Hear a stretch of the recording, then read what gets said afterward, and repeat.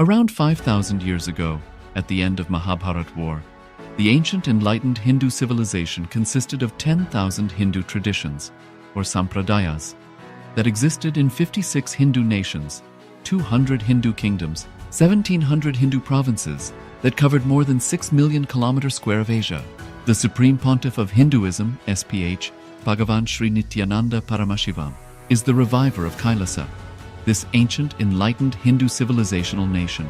KAILASA is an unbroken cultural, religious, historical, civilizational, and sovereign continuation and revival of multiple of these historical Hindu sovereign states and Hindu ecclesiastical entities. The unbroken continuity of these ancient Hindu nations through KAILASA results in the legal recognition of KAILASA as per the international customary law, particularly the doctrine of continuity. The international law, the doctrine of continuity, implies that upheavals and revolutions within a country, changes in government, territorial adjustments, measures taken during military occupation, or other internal transformations do not negate the existence of the country, do not affect the legal personality and international obligations of the country or state. The Vienna Convention on Succession of States in Respect of Treaties, 1978, addresses these principles of the doctrine of continuity as it outlines international law during situation of state succession or continuation. International law recognizes a state's legal personality by recognizing its identity. This perspective extends even during the period when the given state or country is annexed or occupied by a foreign power. Even in such cases, the legal personality of the state is considered to persist, enabling its subsequent re-establishment. Historical examples dating back to the 18th century include cases like Portugal and Genoa that were re-established after the Vienna Congress of 1815. More recent examples include countries such as Poland, Ethiopia, Czechoslovakia, Albania, and Austria that were re-established after World War II. Even when a nation is deprived of its territory, the nation continues to exist. Its sovereignty and international legal personality continues to persist. The Dalai Lama, as the spiritual and temporal leader of Tibet, exemplifies this principle. In 1959, the Dalai Lama was exiled and forced to flee. Despite the challenges faced, the Dalai Lama continues to advocate for the preservation of Tibetan culture and garners worldwide support for Tibetan autonomy on the global stage. Similarly, from 1309 to 1376, the Pope of Catholicism had been in exile in Avignon. Despite this, he was recognized as the head of state as well as head of the church and given full privileges of the position after their return to Rome. Even in 1861, much of the papal territories had been lost, leaving the Pope with no sovereign territory other than the papal residence and related buildings. Yet his temporal powers were still acknowledged. He was recognized as a head of state, and later, the Lateran Treaty of 1929 formally re-established papal sovereignty over the Vatican City. The Sovereign Order of Malta further exemplifies this principle, retaining international recognition as a sovereign entity despite the permanent loss of their territory upon Napoleon's invasion in June 1798. Despite such permanent loss of territory, the sovereignty and the international legal personality of the Sovereign Order of Malta continue to persist. Much later in 1894, the order settled in Rome and acquired two properties, the Magistral Palace and the Magistral Villa that received extraterritorial status. Today, the order maintains diplomatic relations with 112 countries, issues its own diplomatic passports, currency, stamps, and vehicle registration plates, and has been granted observer status in the United Nations.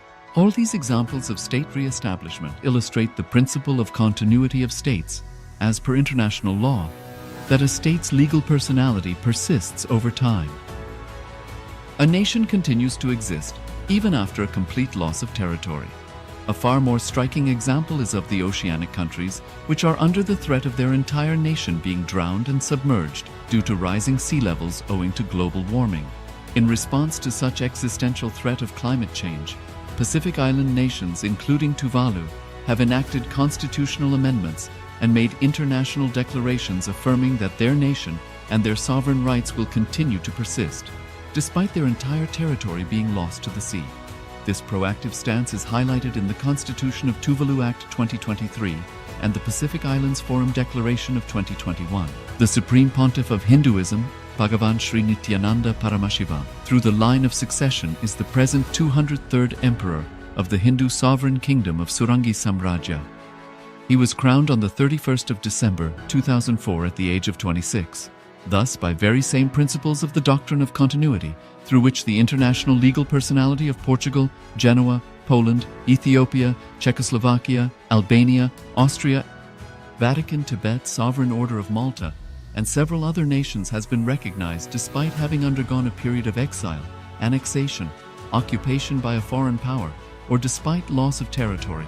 The SPH Nithyananda Paramashivoham, through well-established legal and historical facts about the Hindu sovereign state of the Surangi Samrajyam, derives all sovereign rights and powers of the royal lineage of the Surangi Samrajyam as its 203rd sovereign emperor, from his inheritance and continuation of the unbroken succession of the kingdom of Surya Vamsa Surangi Samrajyam Sarvanapitha.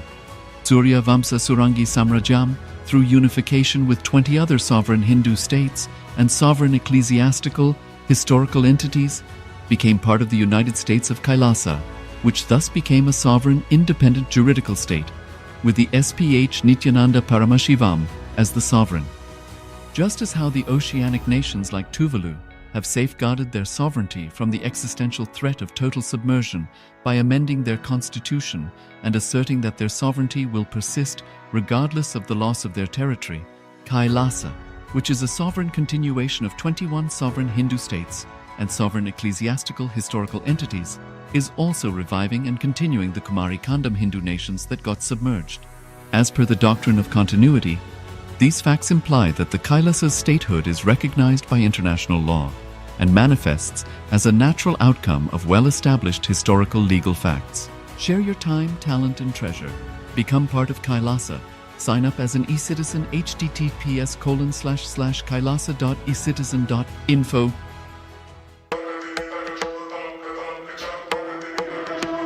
With Paramashiva's grace, we have evolved UAN, United Nations for Ancient Nations. Paramashiva successfully manifested, and now he is introducing this to all of you, to the world formally, United Ancient Nations. It is United Nations for Ancient Indigenous Nations. This is a profound intergovernmental body.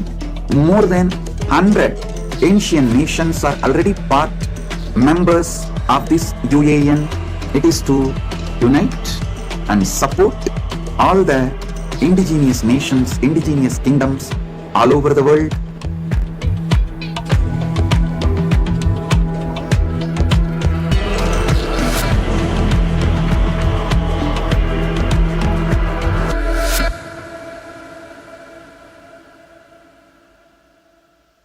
Around 5,000 years ago, at the end of Mahabharat War, the ancient enlightened Hindu civilization consisted of 10,000 Hindu traditions, or sampradayas, that existed in 56 Hindu nations, 200 Hindu kingdoms, 1,700 Hindu provinces that covered more than 6 million kilometers square of Asia.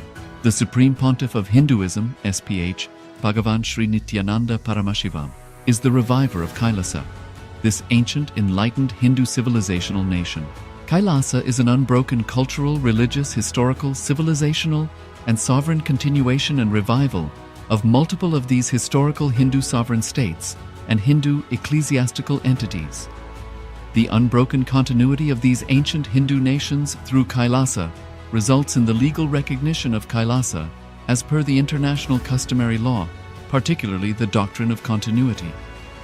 The international law, the doctrine of continuity, implies that upheavals and revolutions within a country, changes in government,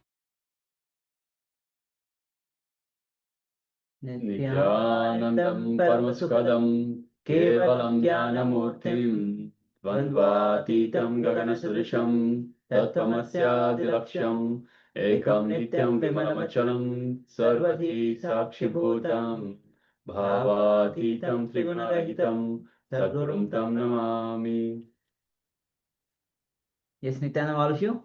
So after this powerful darshan satsang, welcome all of you, and we'll be having power manifestation after the darshan, after the satsang.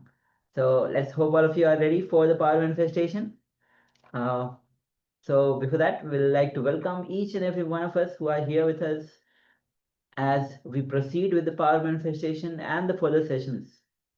So we are joined by Ma Feng Nithyanandam, Nithyanandam, Ma Fengaya, Nithyanandam, Sharmimos Nithyanandam, Nithyanandam, Ma Purshanda Nithyanandam, Nithyanandama, we have Yang Chao Chon Nithyanandamaya, Nithyanandamaya, we have Sri Lingodvan Nithyanandam, Nithyanandam, we have Ma Jnana Prakashini Nithyanandam, Nithyanandama, Ma Trinitkanda Nithyanandama, Nithyanandam, Ma Jnana Guru Prasadini Nithyanandam, Nithyanandam, and we have persons with the cameras off. Welcome each one of you. We have Ma Mahasatya, Ma Param Satya Nithyanandam, Nithyanandam, both, Judy Nithyanandam, Nithyanandama Chudi, Yuan Nithyanandam, Yuan Kaiwan, Nithyanandam, yes, Ma Parabrahmarupini Nithyanandam, Nithyanandam, Ma Ananda Param Shakti Nithyanandam. Nithyanandam, We have Chao Yu Huan Nithyanandam, Nithyanandam, Paramashivoham Ma Paramashivoham Nithyanandam. Nithyanandam, We have one with the name Ma VIP, yes, Ma Nithyanandam, VIP, Nithyanandama, Ma Swagyana Nithyanandam. Nithyanandam, We have Zhang Chi Hao Nithyanandam, Nithyanandama, and we have Gui Zhu Xing Nithyanandam. Kuitsuchi, Nithyanandam. And all the participants on the YouTube and other social media platforms, welcome all of you. So with this, let's get ready to enter into the power manifestation. So in this round, we, the acharyas, will be projecting you the image on your screen through the power of third eye. See what is being revealed to you. And what Swamiji is revealing to you, what is every single detail about the picture as we enter into this round of power manifestation. So just sit with your eyes closed and just connect with Swamiji. Understand? The moment you connect with Swamiji, because you're connecting to that super conscious energy from where all the powers starts manifesting. The moment you connect with Swamiji, you are in oneness with Swamiji. And simply, when you allow Swamiji to flow through you, simply you are able to manifest the power. And the details of the third eye, through the third eye, is revealed to you. So let's get ready to enter into the power manifestation.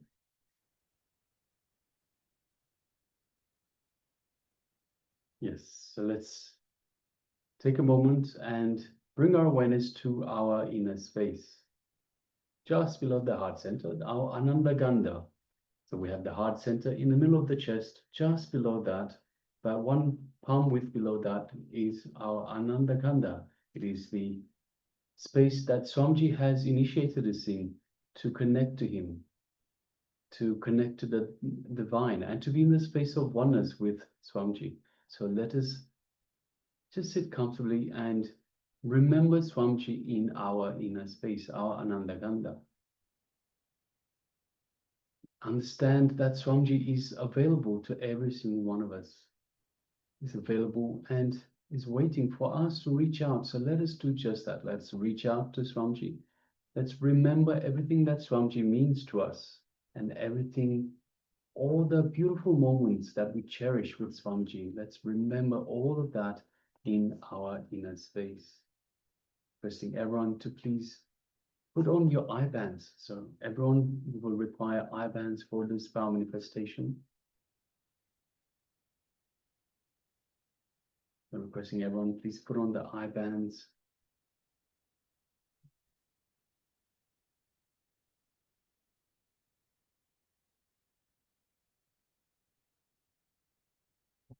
If you don't have eye bands, any piece of cloth will do. Anything that is opaque in nature, such that you cannot see through the material itself.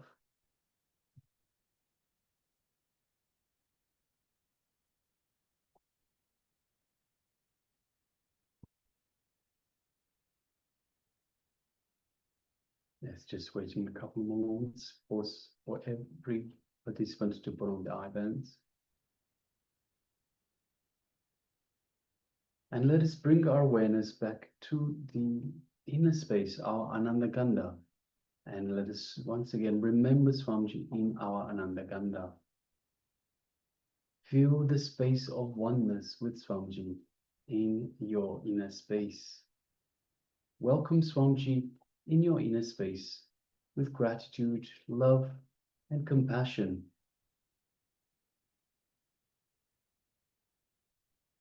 Grateful for Swamiji for being in our lives, for guiding us from darkness onto the light.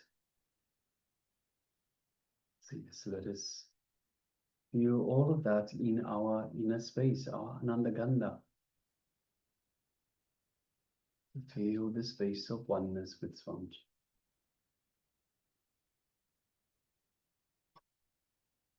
Now let us shift our awareness just slightly to the third eye in between the eyebrows.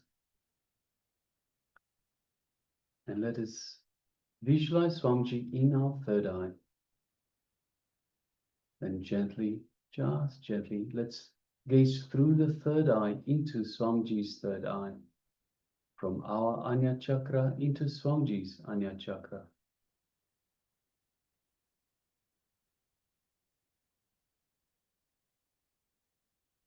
As we do so, we feel an energetic connection from the Master's third eye to our third eye.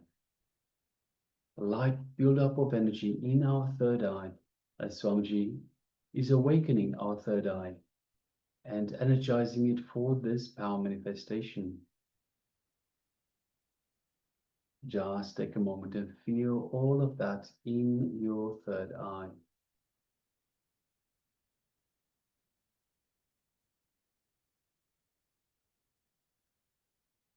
Now let us start chanting the Mahavakya to further connect to Swamiji. The Mahavakya is the cosmic code word that Swamiji has given us to connect to him. So let us do just that.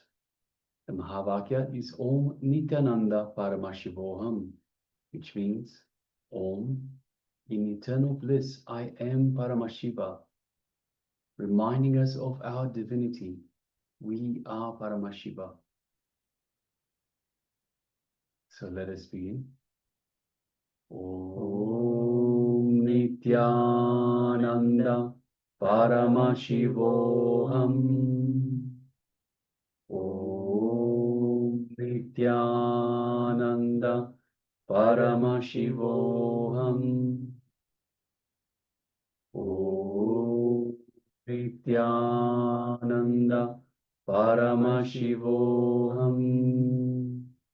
Yes, continue chanting this Mahavakya throughout the power manifestation. And from the space of oneness with Swamiji, let us now start manifesting the power of third eye vision, seeing images blindfolded. The image is displayed for you now. Let us begin. Om Nithyananda Paramashivoham.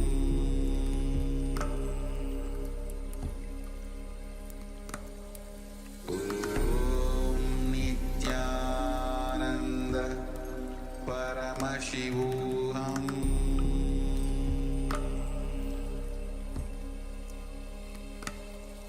Om Nithyananda Paramashivoham.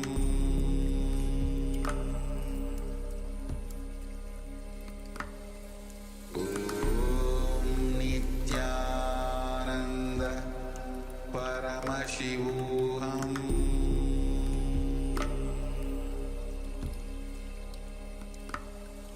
Om Nithyananda Paramashivoham.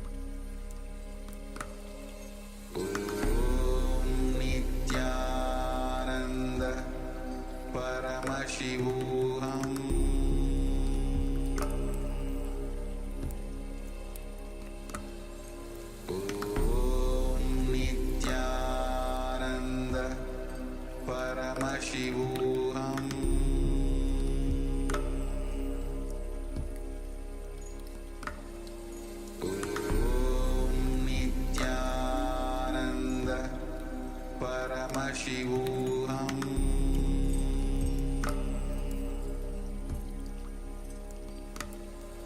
Om Nithyananda Paramashivoham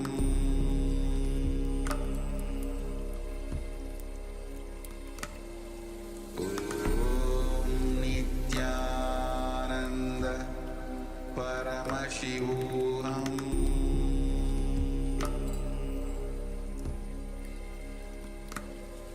Om Nithyananda Paramashivoham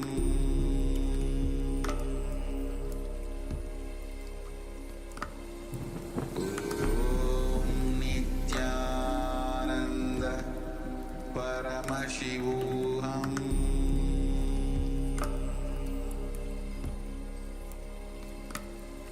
Om Nithyananda Paramashivoham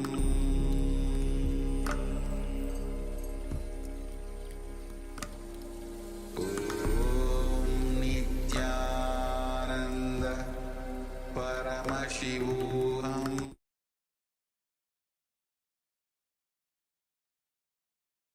Yes, you can relax now.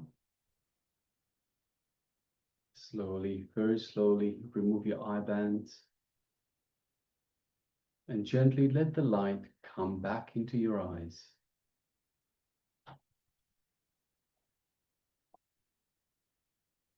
And please go ahead and start to share what Swamiji revealed to you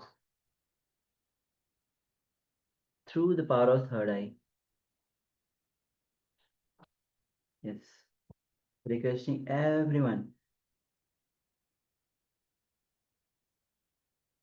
to start sharing. Just take a few moments and let us share.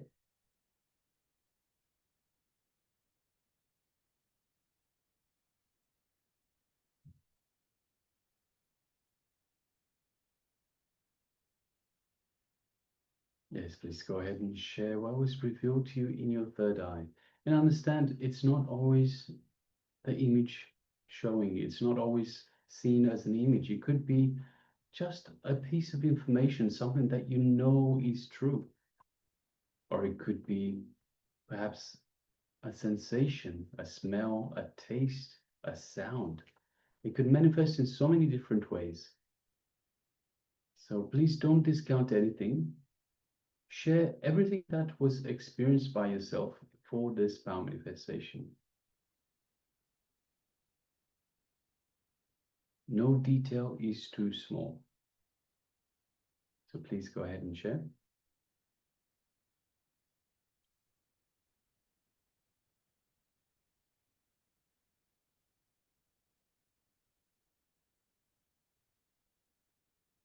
All right. So if you're still sharing, please continue to do so. Meanwhile, let us move on to the next segment. Yes, we have to go to the verification stage first. So let us verify. So this is the image that we had for you for this round of power manifestation. And it is a beautiful image of a Buddhist temple. You can see the gardens. You can see the temple on the right-hand side. And it's a nice day. It's quite bright. You see a lot of green around. And yes, so many details. So you have the temple, you have the trees, you can see the fence. Mostly the main colors we have are green, brown, and white. Green, brown, and white. So if you had any of these details, then congratulate yourself. Congratulations for manifesting this power of third eye vision. So now let us get ready to move on to the next segment. Yes. And the next segment, Ranji will be revealing on the how life is the game of the existence. And Swamiji will be guiding us through a meditation for the very thing, how life is the game of the existence. So let's come to the space of listening. Let's enter into these revelations by Swamiji.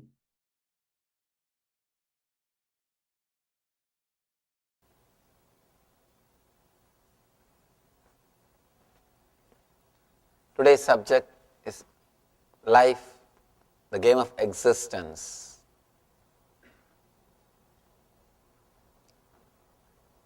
Let's enter into the Shiva Sutras. Then we'll see the meaning. Idrishena kramenaiva yatre kutrabi chintana sunye kutye parapatre swayam lina varapradaha. Idrishena kramenaiva yatre kutrapi chintana sunye gutye parapatre swayam lina varapradaha. Translation goes, when in worldly activity, keep attention between two breaths, and so practicing, in a few days, be born anew.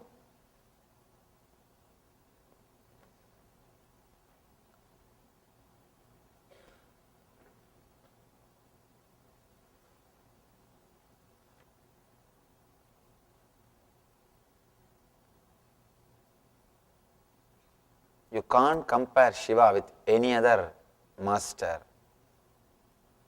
because the depth or the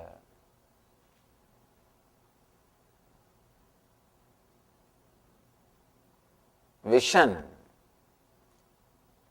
the way in which he sees, he penetrates the future. When I introduced this book, I was telling you all, this is the book. There are techniques in this book, not only for the men who have come, who are yet to come. He speaks to every possible mind.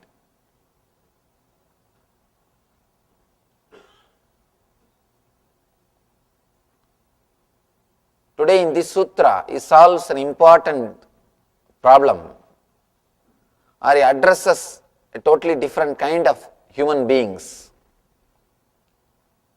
Another beauty is, throughout this book you don't see a single ritual. No ritual. You don't need any temple to practice this Shiva's teachings. You don't need to do any rituals. Straight away gives life solutions, especially this technique. He changes the whole attitude towards the life. He just shakes you completely. He defines the concept of purity. Very clearly defines the concept of purity in this sutra. What Shiva means by the word purity. The other day somebody was asking me, Swamiji, you say about Shiva and you say he is a great master, but we read in the Puranas that he used to get angry easily. Today Shiva is answering that question by giving a beautiful clarity. He gives us a clear vision about purity, and let's enter into the sutra. When in worldly activity, keep attention between two breaths, and so practicing, in a few days, be born anew.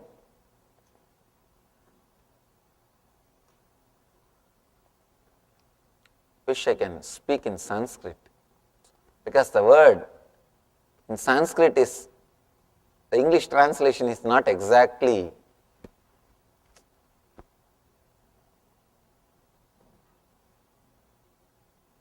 what Sanskrit word means. But what to do, only that much. You can't help. Translation is not, in translation you can't do much. Let me at least give you the rough idea what exactly the sutra means, what exactly Shiva says,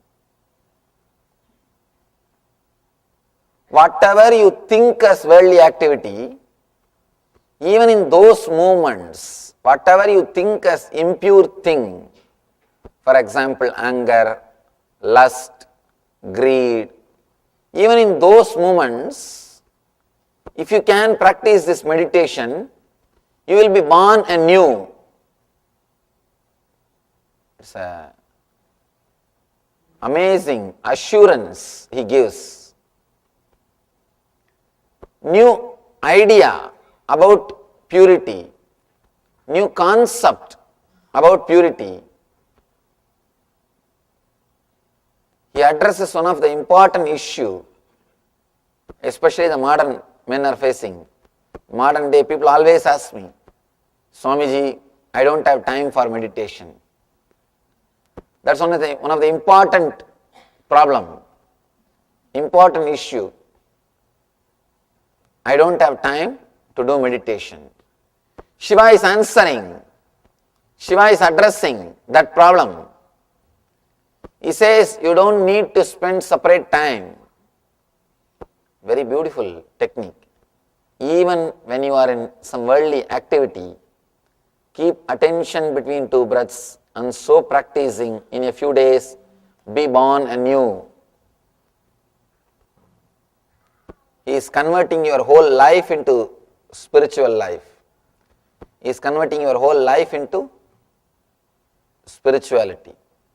First thing you need to understand, Shiva's concept about purity. Constantly we are asked to be good, we are asked to be pure. The idea of purity is forced upon us. Constantly you are taught by the society, moralists, that something is right, something is wrong, something is pure, something is impure, something is good, something is bad. Constantly you are taught the idea of good and bad, and you are forced to practice something good, or which society believes as good.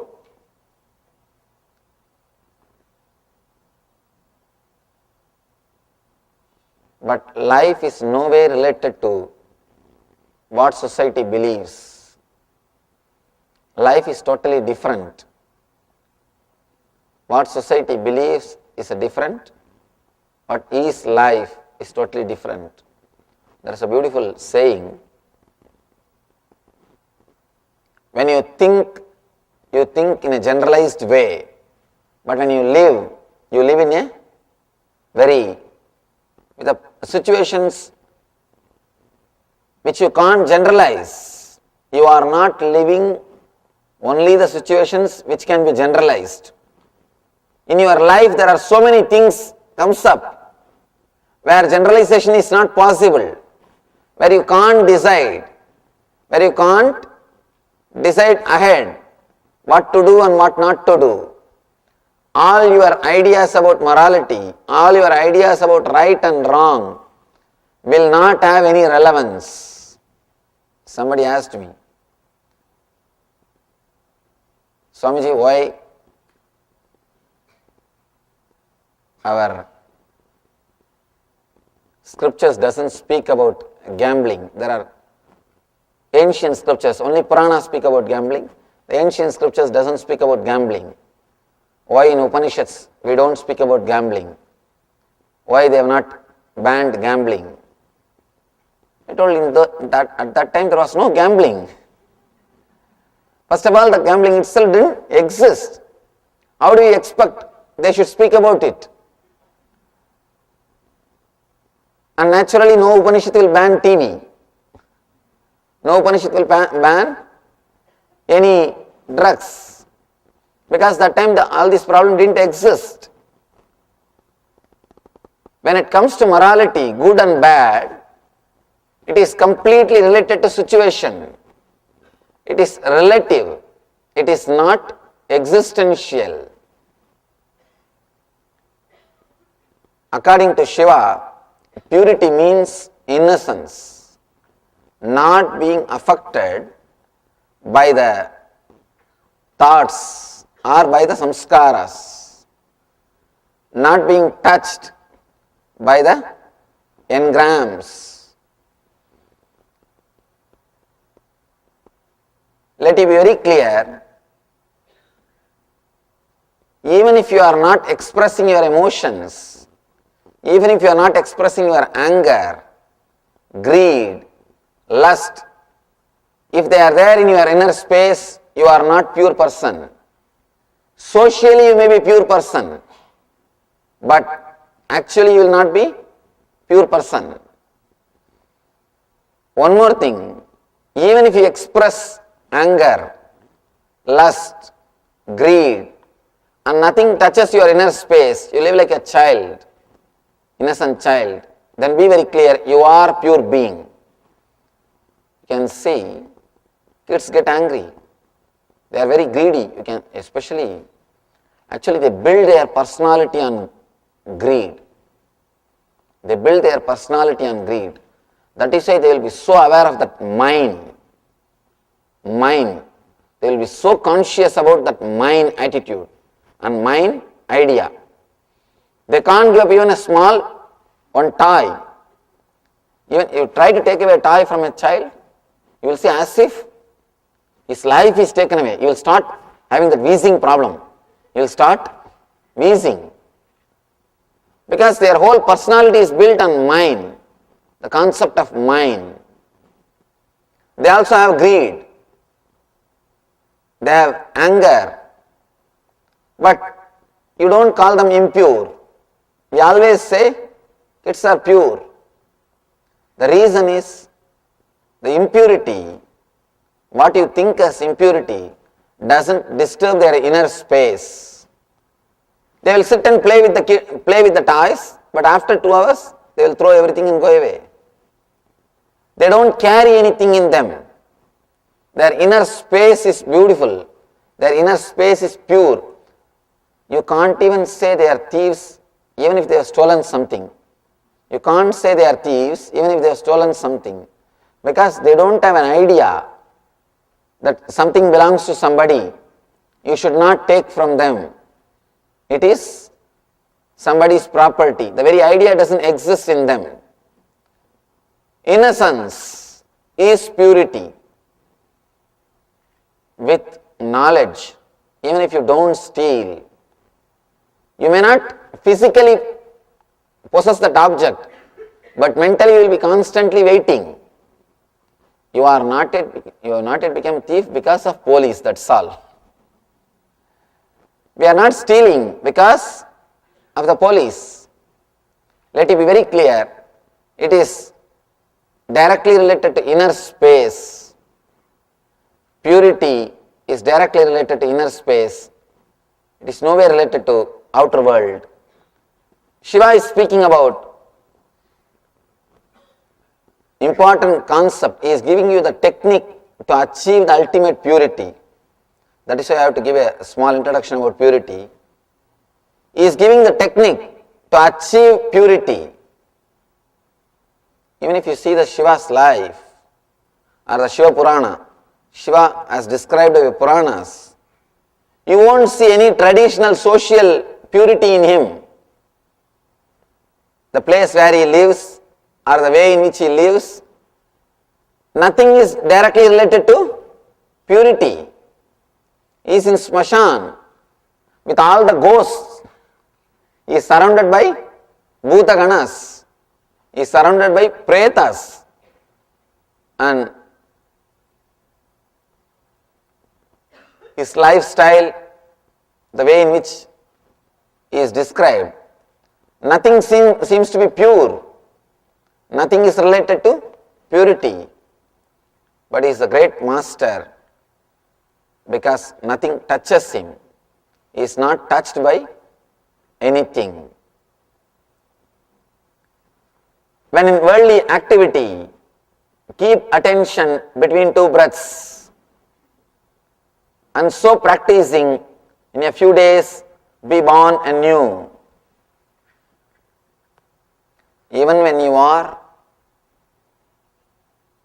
in worldly activity from morning till night is giving a beautiful technique which needs to be practiced whole day, which you can practice whole day. There is no need for any separate time. Who say that, Swamiji, I don't have time for meditation. For that kind of human beings, Shiva is giving a technique. Now you can't even say that reason. Whenever people come and tell me, Swamiji, I don't have time for meditation, I tell them, no, never tell that. Never tell you don't have time for meditation. Then people who are meditating, they are all jobless or what? They don't have any other job and they are sitting and meditating. The other day I asked one of our ashramite, why you are not coming to discourse? She said, no Swamiji, I have work. I said, it means people are coming and sitting, they are jobless or what? I always tell people, don't tell you don't have time for meditation. Tell very clearly that you don't feel meditation is that much important in your life, or you don't feel it is that much important. You are not able to give that much of importance to meditation. Then I can understand. Let's be at least honest with ourselves. Do not say you don't have time. Let it be very clear. You are not able to understand that is that much important, or that can help you in your life in some way. Now Shiva is answering this problem. You don't need to have separate time. First thing, Shiva drops all the rituals, all the techniques. Now he is dropping all the other problems which are usually created by the mind. He says, even if you don't have time, no problem.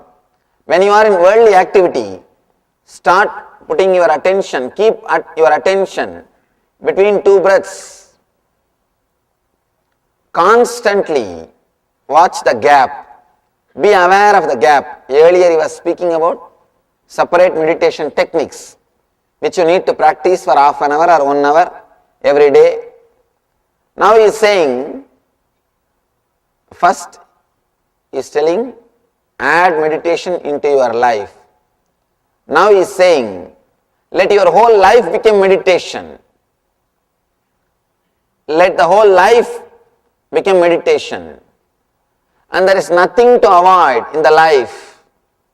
Be very clear, he is not giving you any morality. Throughout this book, he is not speaking about any morality. He is not saying what should be done and what should not be done. He is purely giving you techniques. He is a great master. That is why he straight away gives the torch to you. He gives you the torch. He doesn't just give you the instructions. If you try to follow some instructions, be very clear, you will always miss. All guidance or misguidance.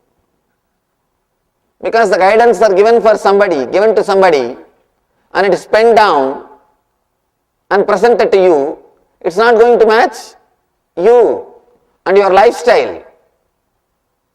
Instead of giving guidance, Shiva is giving the torch itself so that you can find your own path. I call this book as finding your own path to freedom. He is giving you so much of intelligence, you can find your own path to freedom. You don't have to follow anybody. He is giving you all the routes, all methods, all the techniques. You can pick up any one technique and practice that in your life. You will find your own path to freedom. Actually, this book, starting, walking and ending, in all 3 levels it gives you freedom. There are some books which give you only in the end freedom. It gives you liberation after you become enlightened. There are some book which gives you freedom at the time of walking. Very rare. I can say this is the only book. Even when you start, you have choice. You don't have to start according to the teacher. You can start as you want. Even in the beginning level, even at the time of starting, you are given complete freedom. Your freedom is respected. You are accepted as you are. You are not asked to follow a particular person. You are not asked to go behind particular teachings. He is giving you freedom even at the time of starting. He says, when you are in worldly action also, keep your attention between two breaths. Let you be constantly aware of the gap between two breaths and live your life, play the game of existence.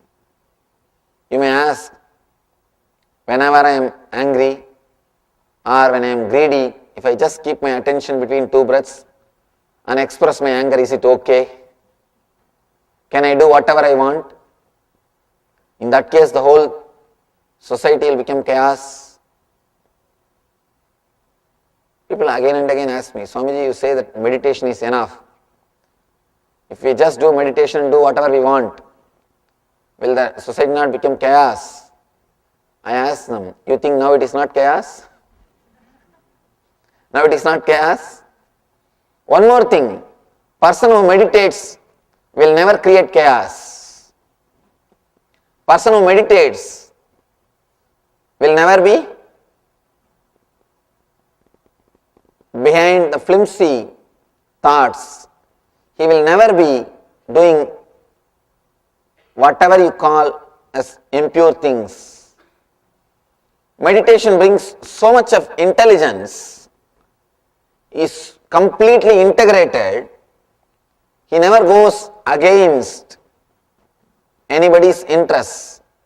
He never disturbs anybody's life. You can see in your life, whenever you are in bliss, you are in joy, you are in ecstasy, you don't disturb anybody.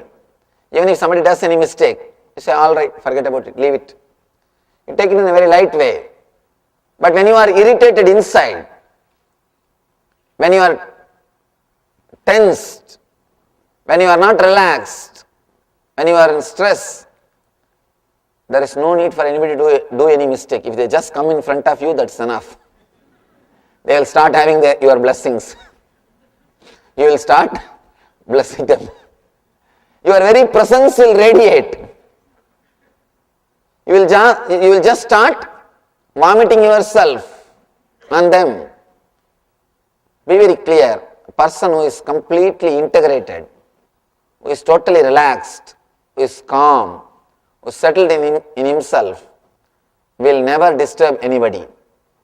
He will have his own way of living and his morality can never be shaken. Person whose morality is imposed on you, on him, imposed on him by the rules and regulations, his morality can never be believed. Let it be very clear, you can't believe his morality. And person who is expressing morality out of his spiritual wisdom, out of his spiritual energy, his morality can never be changed. And you can trust his life. You can trust his energy. Shiva says, let you be aware of the gap between two breaths, and the whole day you will be in ecstasy. And he says one more thing, and so practicing, in a few days be born anew.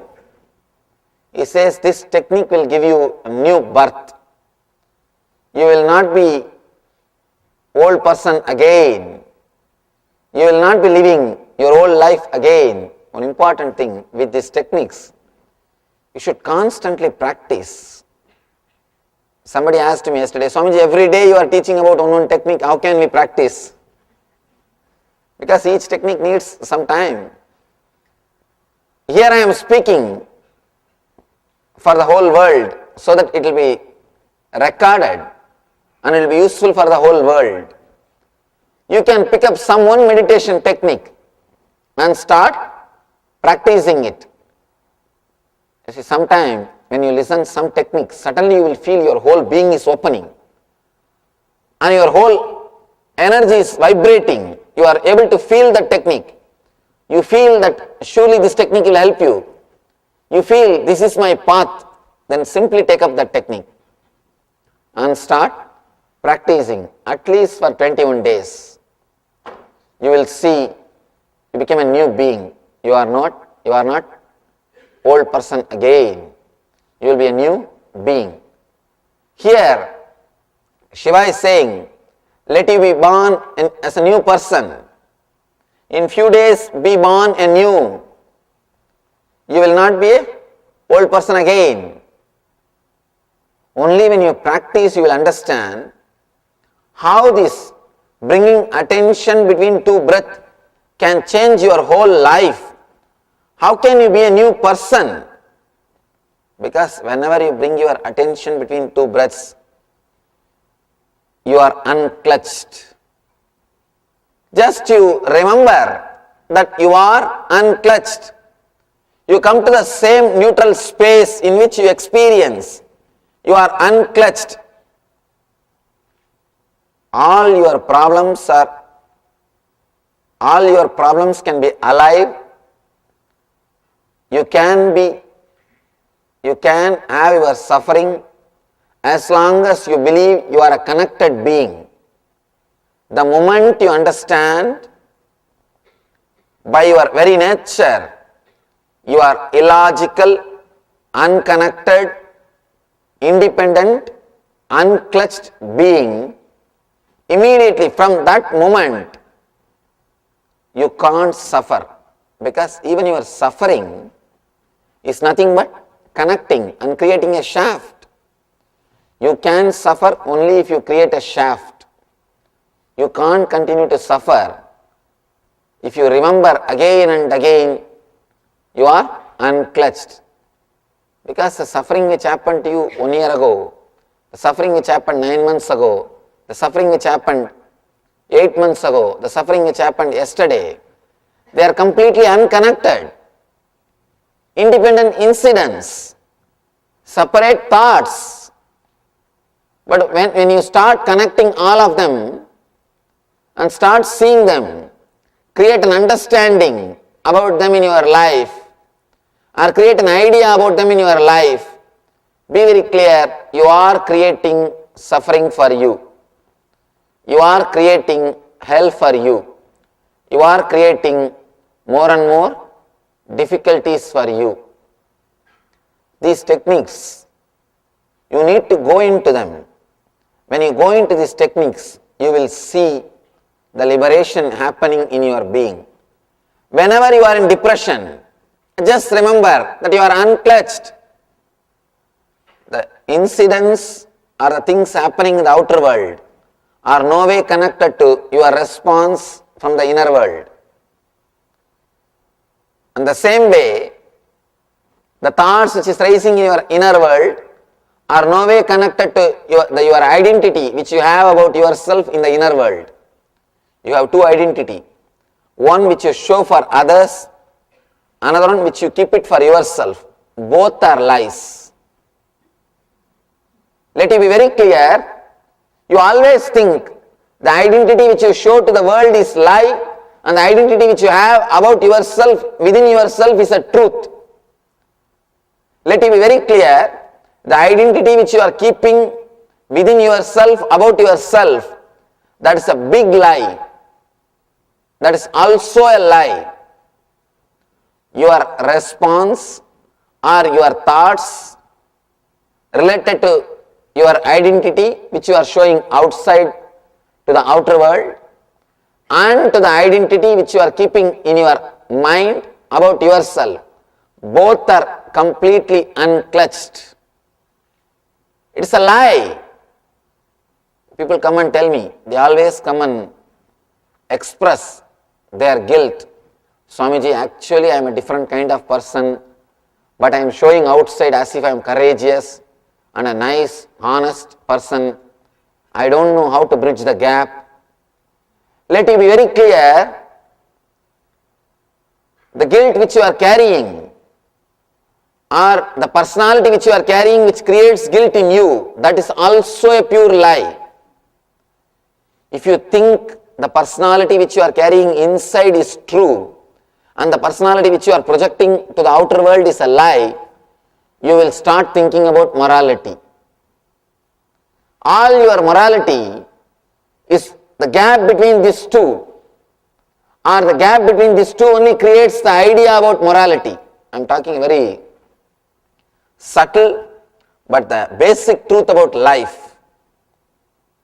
The idea of confession is nothing but a pure business. It is an idea given to you so that you can be kept as a slave. This idea of guilt, idea of confession, all these things are cunning, subtle way to exploit human beings. It's a very cunning, subtle way to keep people under the control. Let it be very clear. Your idea about yourself, which you are keeping inside your mind, and your idea about yourself which you are projecting to the outer world, both of them are pure lies. Both the identities are lies.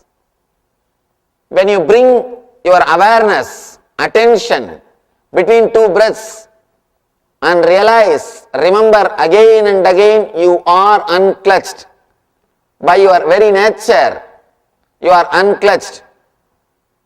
Again and again when you remember, you are unclutched by bringing your attention between two breaths. Suddenly you will see all your activities are taking a new turn. You will not be talking in the same way. You will not be working in the same way. You will not be doing things in the old way. You will start working in a new way. You will start thinking in a new way because your idea about pleasure will change. Your idea about joy will change.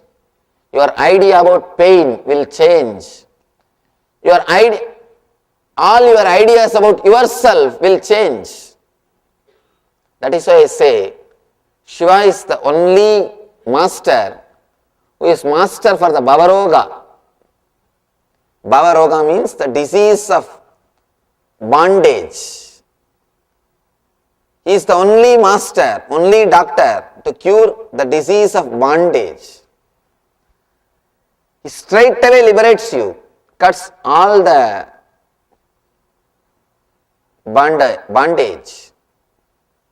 He doesn't even give you the bondage of spirituality. Almost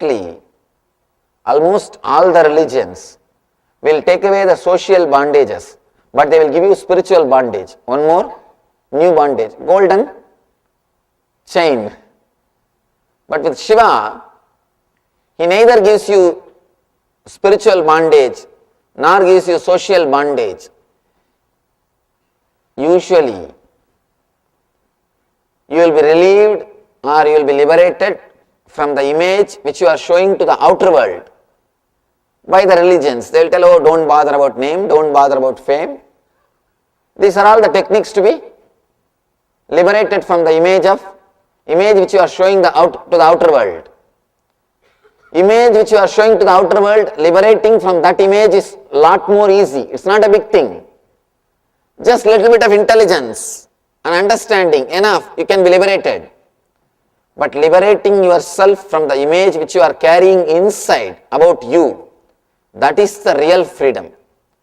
That's what J. Krishnamurti says, freedom from yourself.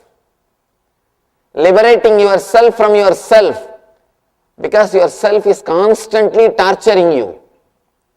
You can't relax with yourself. You can't sit with yourself. You can see in your life, even the old people doesn't have any responsibility. I have seen retired, no other responsibility, nothing else needs to be done. Even they can't sit with themselves. from morning till night, they will be reading the same old Hindu newspaper with a big glass.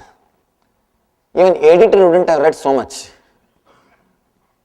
See, they would have been married, their sons would have been married, their daughters would have been married, their grandsons would have been married, but they will be sitting and reading the matrimonial column with that big glass.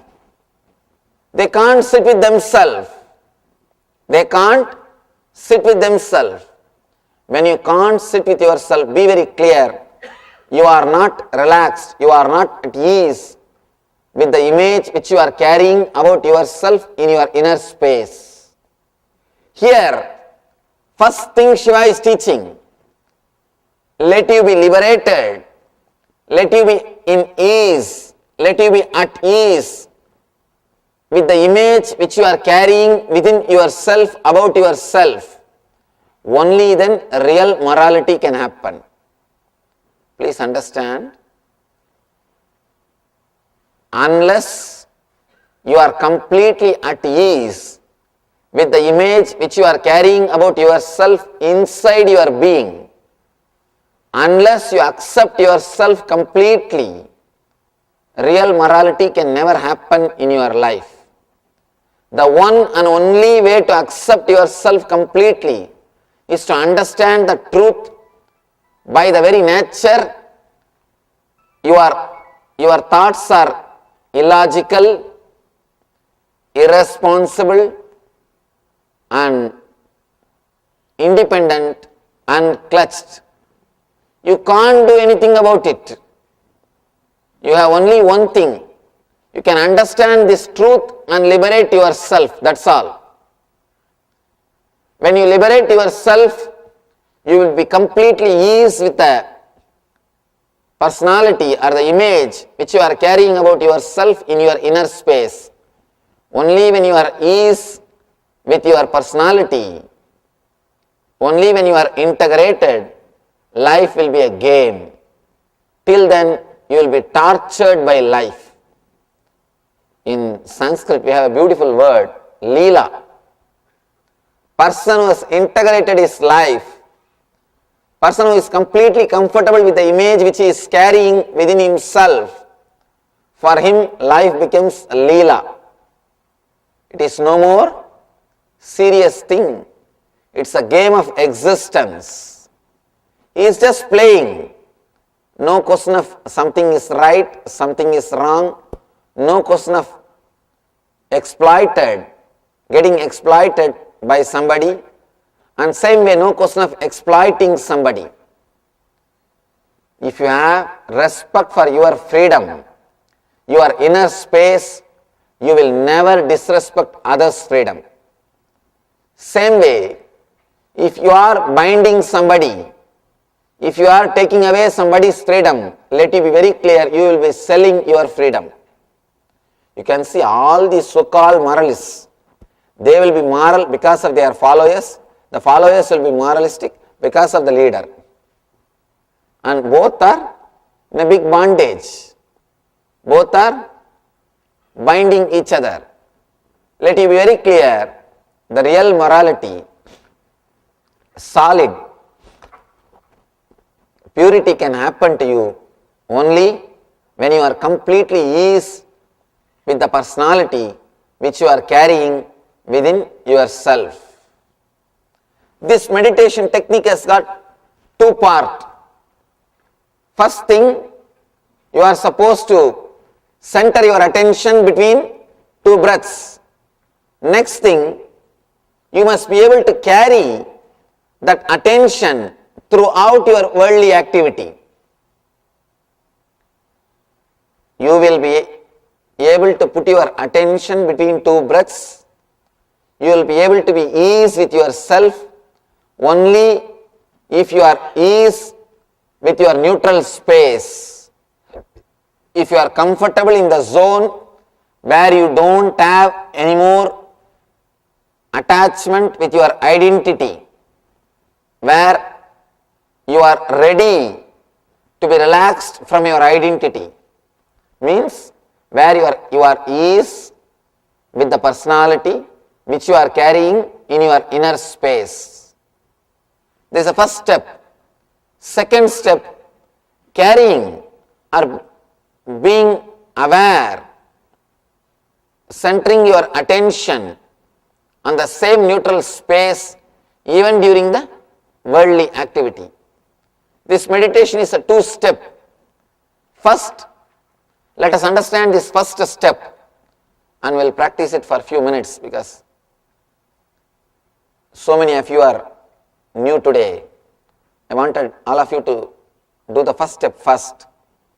Then, in the end, we will do the main meditation technique from this sutra itself. Before that, let us prepare ourselves to enter into the technique, to enter into the main technique. First step is to be aware of the gap between two breaths. Let you be centered. Let you put your attention between the gap between two breaths. Let's take few minutes, few moments to do this meditation. Then we will enter into the main meditation technique. Today the meditation technique will take at least 45 minutes. So now we will do the first step. Then I will explain about the second step. We will go into the main meditation technique itself. Please close your eyes and sit straight.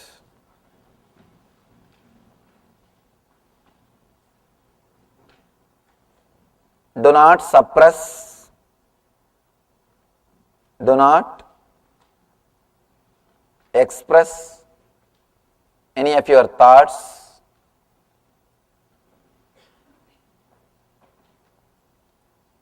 Just be aware of inhaling and exhaling.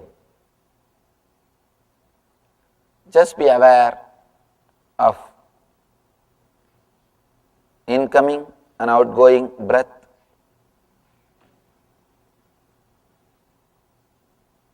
For few moments, close your eyes.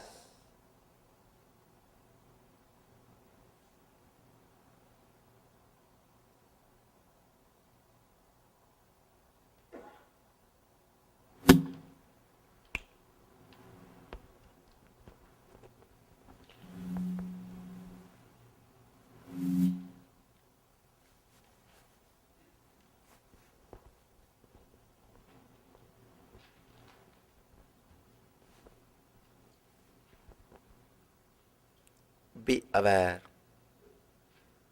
of incoming and outgoing breath.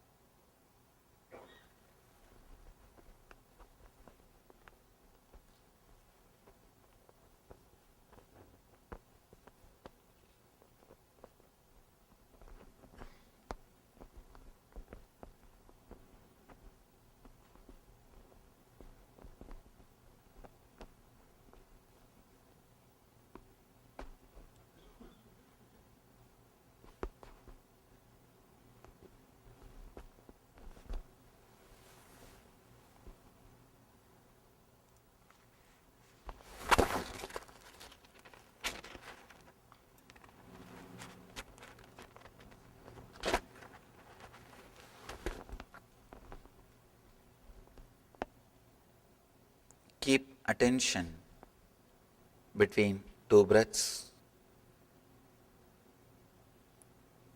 Keep your attention between incoming and outgoing breath.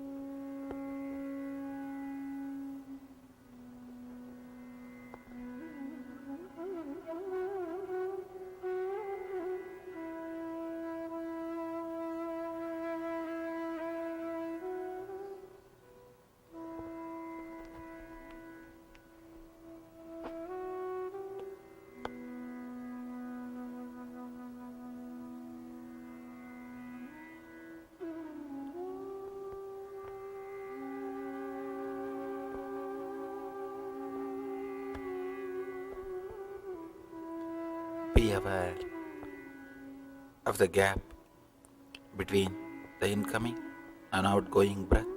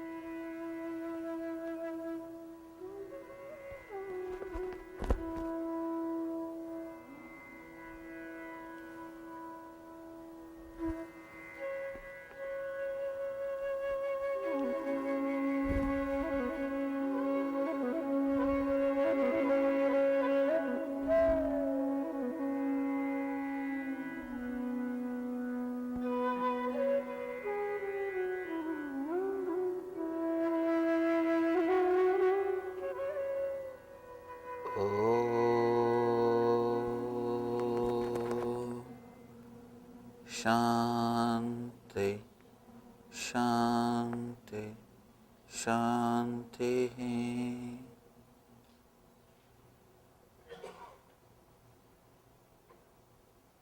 Relax. You can open your eyes.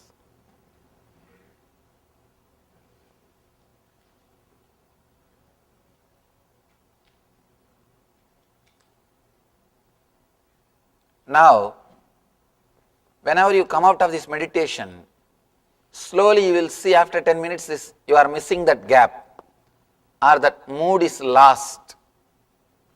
Slowly you are out of that mood or the attention between two breaths.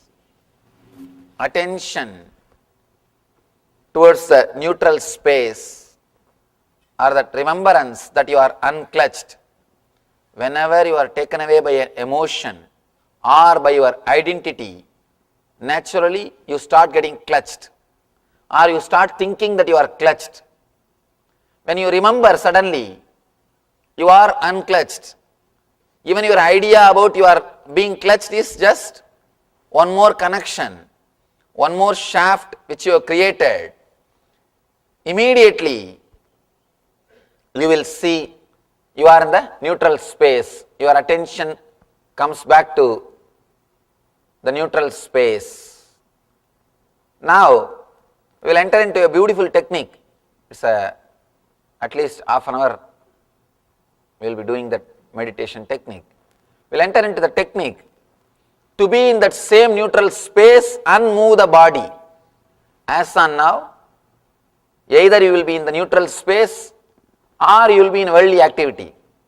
Now, we will have to connect these two, being in the neutral space and moving your body and mind. That is what we will be learning the next meditation technique, the next session in this meditation technique.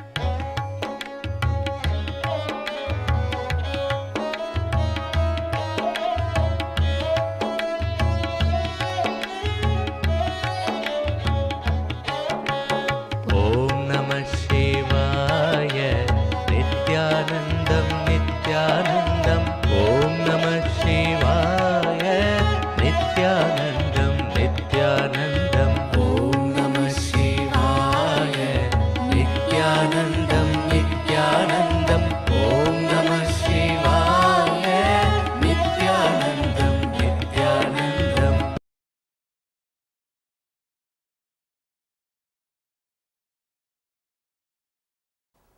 This meditation technique has got two parts. First thing, you are supposed to center your attention between two breaths. Next thing, you must be able to carry that attention throughout your worldly activity. You will be able to put your attention between two breaths. You will be able to be ease with yourself only if you are ease with your neutral space. If you are comfortable in the zone where you don't have any more attachment with your identity, where you are ready to be relaxed from your identity, means where you are ease with the personality which you are carrying in your inner space. This is the first step. Second step, carrying or being aware, centering your attention on the same neutral space even during the worldly activity. This meditation is a two-step. First, let us understand this first step and we will practice it for a few minutes because so many of you are new today. I wanted all of you to do the first step first. Then, in the end, we will do the main meditation technique from this sutra itself. Before that, let us prepare ourselves to enter into the technique, to enter into the main technique. First step is to be aware of the gap between two breaths. Let you be centered. Let you put your attention between the gap between two breaths. Let's take few minutes, few moments to do this meditation.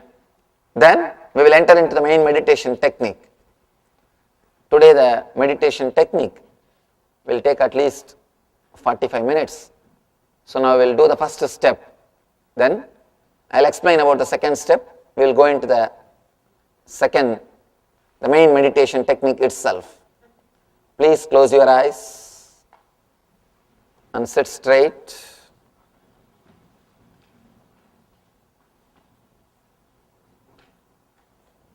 Do not suppress, do not express any of your thoughts.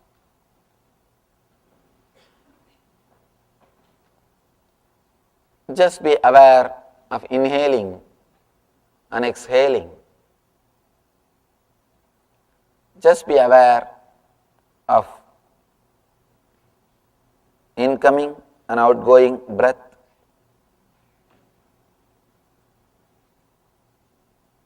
For a few moments, close your eyes.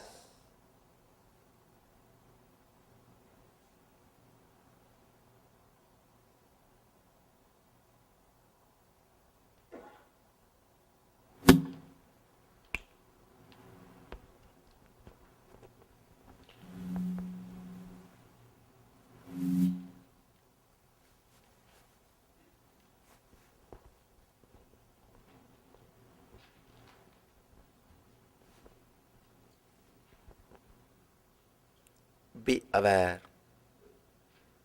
of incoming and outgoing breath.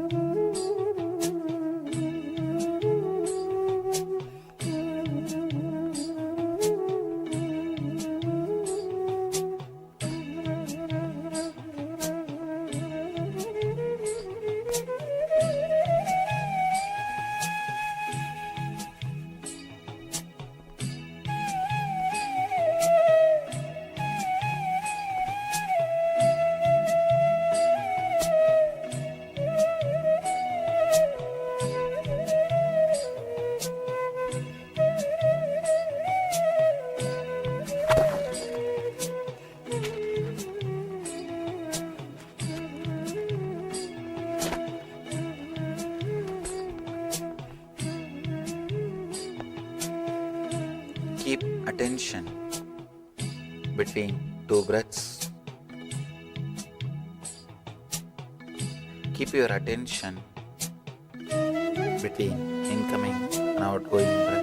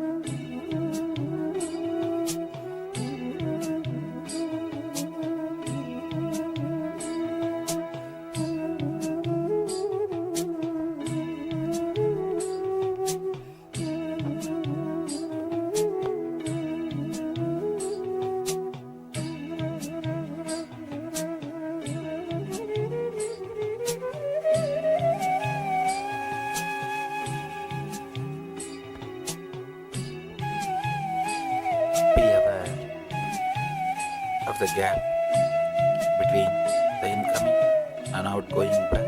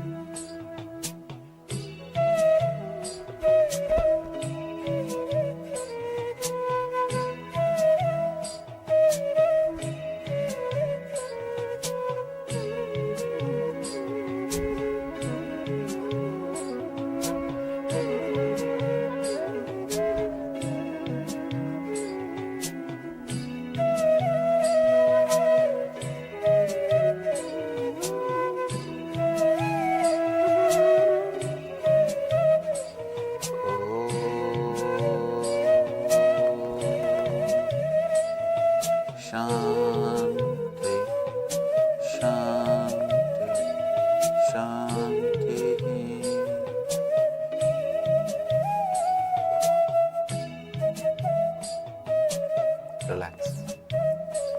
You can open your eyes.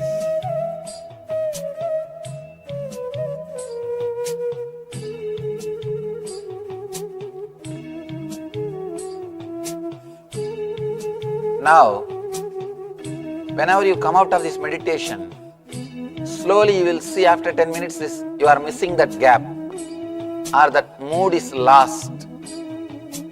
Slowly you are out of that mood or the attention between two breaths. Attention towards the neutral space or that remembrance that you are unclutched.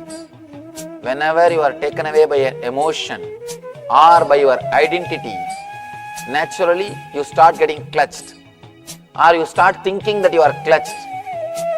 When you remember suddenly, you are unclutched. Even your idea about you are being clutched is just one more connection, one more shaft which you have created. Immediately, you will see you are in the neutral space. Your attention comes back to the neutral space.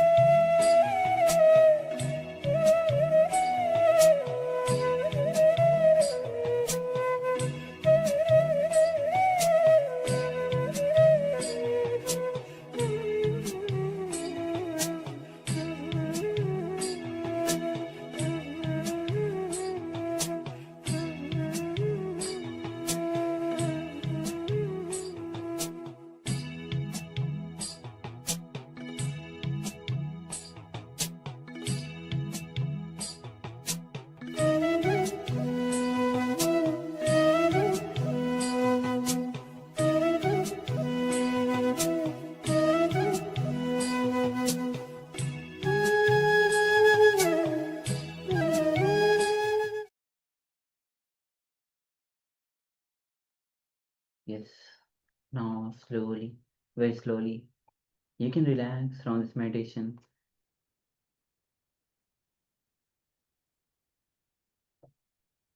And just remember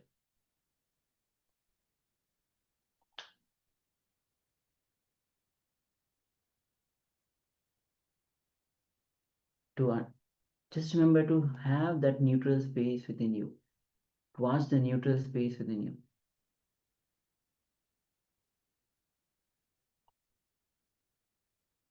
All right. So with this, we have come to the conclusion of today's day of Paramashivoham. And now we'll be closing the day with the Pur Mantra. Before that, requesting every one of you, as you join tomorrow, the day will be starting with the yoga, puja, and the sessions will be following on. So requesting all of you to tune in with on the right time.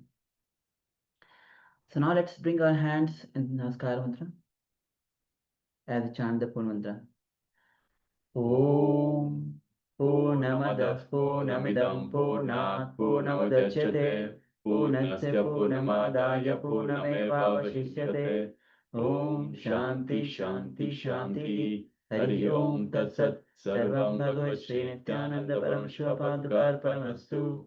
Om Nithyanandam. Thank you everyone. Thank you, Nithyanandam. Nithyanandam.